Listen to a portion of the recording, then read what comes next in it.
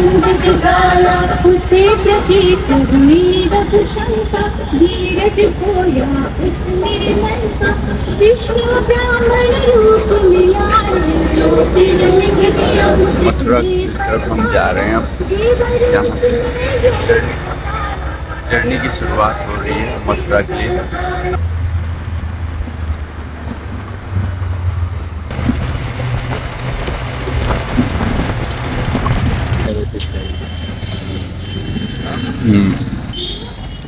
ये इज्जत नगर railway station है। अब हम यहाँ पे पहुँच गए हैं।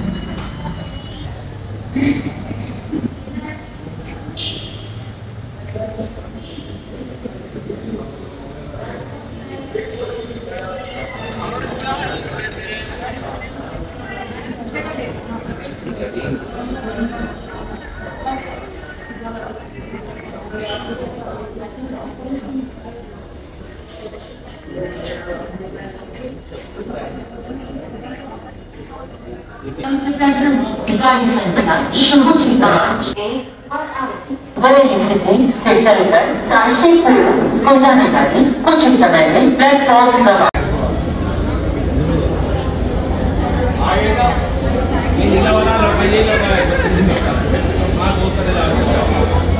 मैत्री की राह बताने को, सबको सुमार्ग पर लाने को, दुर्योधन को समझाने को, भीषण विध्वंस बचाने को भगवान हस्तिनापुर आए, पांडव का संदेशा लाए। गर न्याय दो तो आधा दो, पर उसमें भी यदि बाधा हो तो दे दो। केवल 5 ग्राम रखो अपनी धरती तमाम, हम वही खुशी से खाएंगे, परिजन पर असीन उठाएंगे। पर दुर्योधन वह भी दे न सका, आशीष समाज की ले न सका। उल्टे हरि को साधने चला, जो था असाध उसे साधने चला। हरि ने भीषण हुंकार किया, अपना स्वरूप विस्तार किया। डगमग डगमग दिग्गज डोले, भगवान कुपित होकर बोले, जंजीर बढ़ाकर साध मुझे, हाँ हाँ दुर्योधन बांध मुझे। जब नास मनुष्य पे छाता है, पहले विवेक मर जाता है। हित वचन नहीं तूने माना, मैत्री का मूल न पहचाना।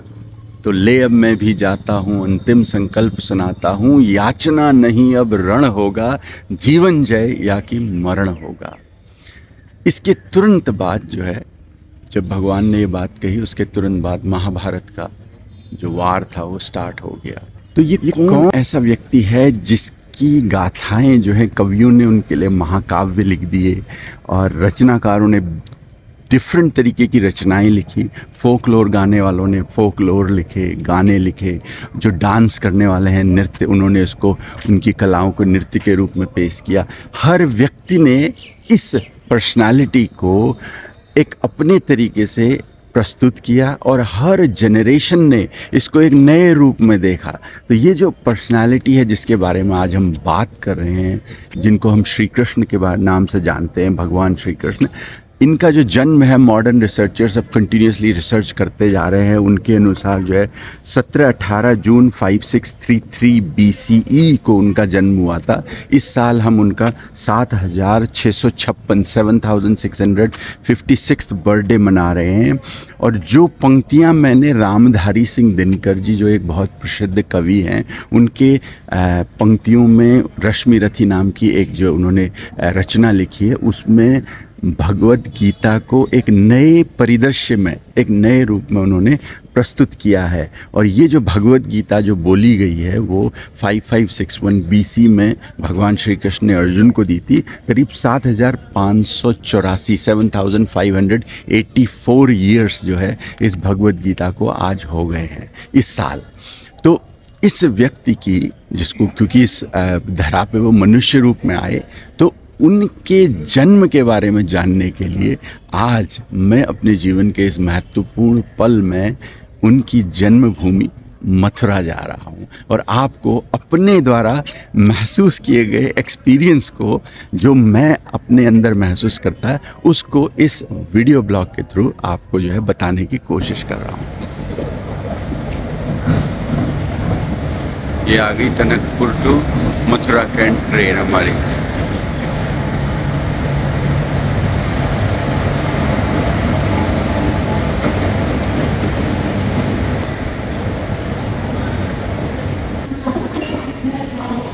टैक्सी कोच आगे निकल गया है, दौड़ लगा रहे हैं।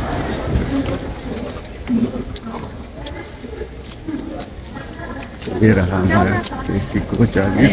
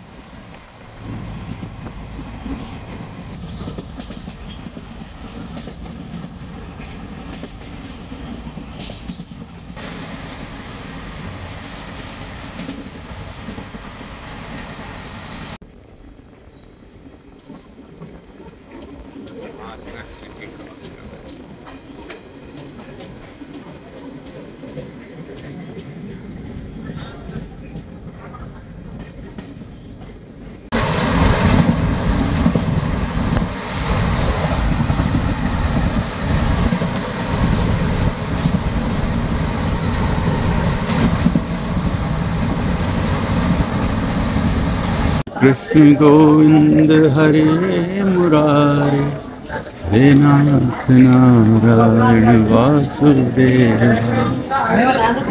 मथुरा कैंट आ गए, मथुरा छावनी। यहाँ से सीधे हम चलेंगे कृष्ण जन्मभूमि की तरफ।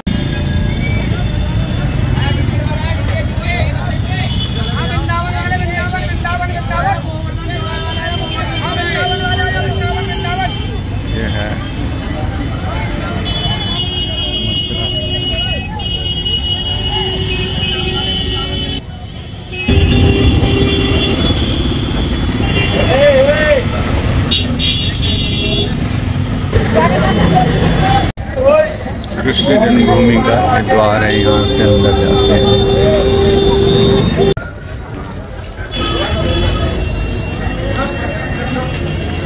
जन्मभूमि वाले स्थान पर हम पहुँच रहे हैं। वहाँ की दुकानें हैं।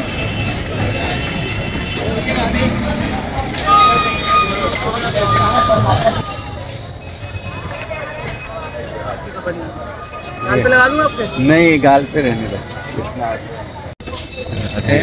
हाँ, बहुत ही बढ़िया। राधे राधे राधे राधे।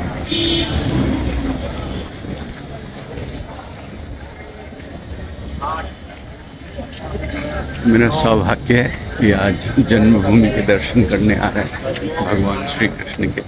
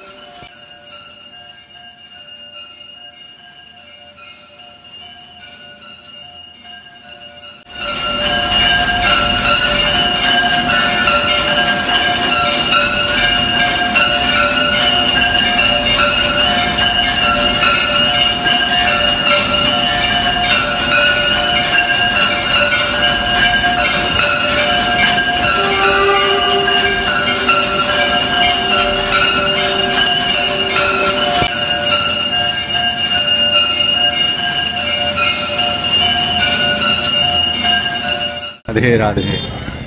यहाँ से जो है श्री कृष्ण भगवान की जन्मभूमि के लिए अंदर जाते हैं और उसके अंदर जो है यहाँ पर बहुत टाइट सिक्योरिटी है। Over 50 police man with arms जो है यहाँ पर रहते हैं। तो अंदर कुछ भी आप लेके नहीं जा सकते, मोबाइल या बैग कुछ नहीं, सिर्फ और सिर्फ आप स्वयं जाओ और थोड़े बहुत पैसे लेके जाओ। ये भगवान श्री कृष्ण की जन्मभूमि आगे बहुत भगवान श्री कृष्ण का जो है विशाल मंदिर है। इसके राइट साइड में मंदिर बना हुआ है और उस मंदिर के वहाँ पर भगवान की मूर्ति है। 12:30 बजे सुबह दर्शन होते हैं, शायद फिर शाम को 4 बजे खुलता है।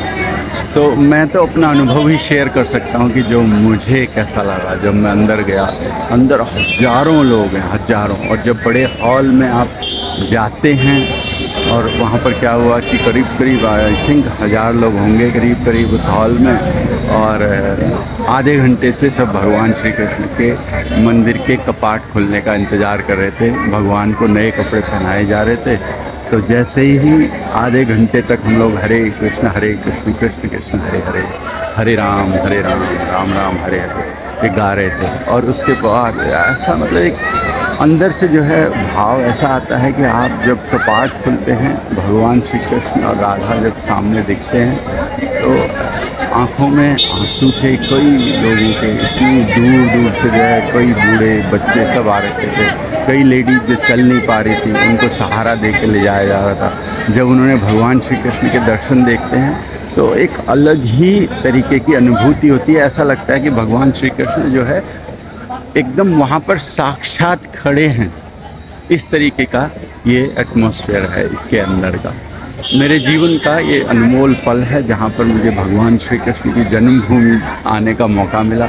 यदि आप लोगों को भी कभी अगर मौका लगता है तो ज़रूर आइएगा, क्योंकि ये हमारे पूर्वज हैं। ये जो आसपास की दुकानें हैं,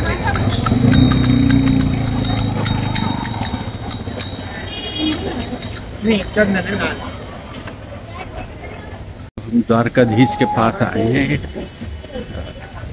यमुना को देखने।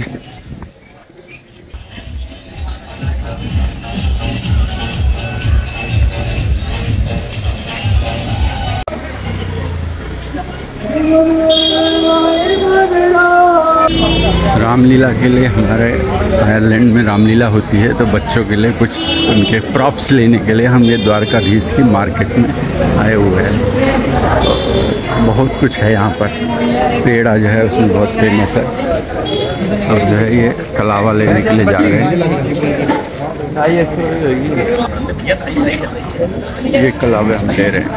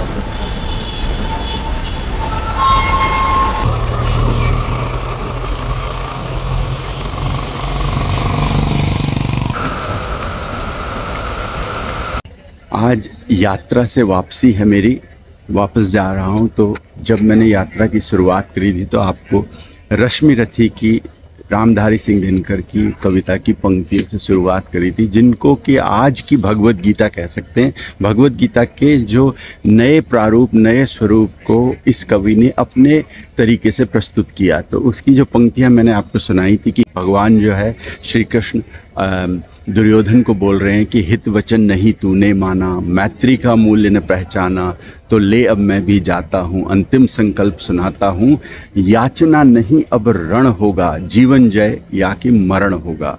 भगवान ने उसको आगे बहुत जो है अच्छे से समझाया कि होगा क्या। अब कोई तो उपाय मुझे दे नहीं रहा है, मैत्री तो कर नहीं रहा है, तो टकराएंगे नक्षत्र विकर, बरसेगी भू पर वहनी शिखर, फण शेष नाग का डोलेगा, विकराल काल मुंह खोलेगा, दुर्योधन रण ऐसा होगा फिर कभी नहीं जैसा होगा, भाई पर भाई टूटेंगे, विषबाण बूंद से छूटेंगे, वायस श्रृंगाल सुख लूटेंगे, सौभाग्य मनुज के फूटेंगे, आखिर तू भूसाई होगा, हिंसा का परदाई होगा। थी सभा सन्न सब लोग डरे, चुप थे या थे बेहोश पड़े, केवल दो नर अघाते थे, धृतराष्ट्र विदुर सुख पाते थे, कर जोड़ खड़े प्रमुदित निर्भय, दोनों पुकारते थे जय जय, दोनों पुकारते थे जय जय। तो भगवान ने उसको समझाने की बहुत कोशिश करी और वो नहीं माना। आज सनातन धर्म जो है इन्हीं मुश्किलों से गुजर रहा है, जहाँ दुर्योधन रूपी बाधाएं हमारे रास्ते में हमारे अस्तित्व को समाप्त करने के लिए खड़ी हैं।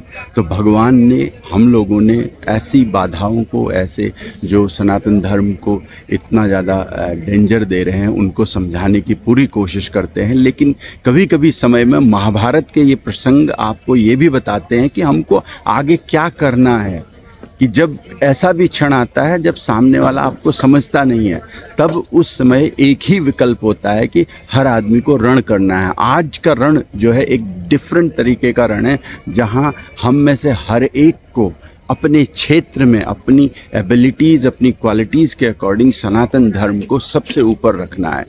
तो वहाँ से जब भगवान निकले तो उनको जो है कर्ण मिल गया, तो कर्ण को लेकर उसको समझाए और उसके साथ बात करे कर्ण के साथ।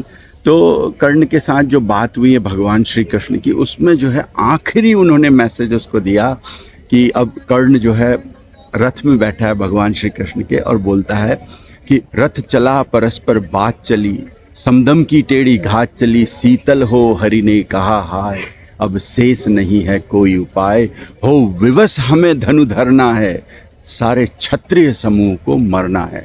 मतलब आपको अपने सनातन धर्म को बचाने के लिए अल्टीमेट सेक्रीफाइस देने के लिए भी हमेशा रेडी रहना है। तभी यह सनातन धर्म पिछले 10,000 साल से भी ज़्यादा तक आज तक सनातन है, इटर्नल है। इस इटर्निटी को अगर हमें बचाना है तो हमें अपने लेवल पे करना है। अब यहाँ से मेरी ट्रेन जो है आने लग गई है, तो आपसे फिर कभी अगली यात्रा पर मुलाकात होगी।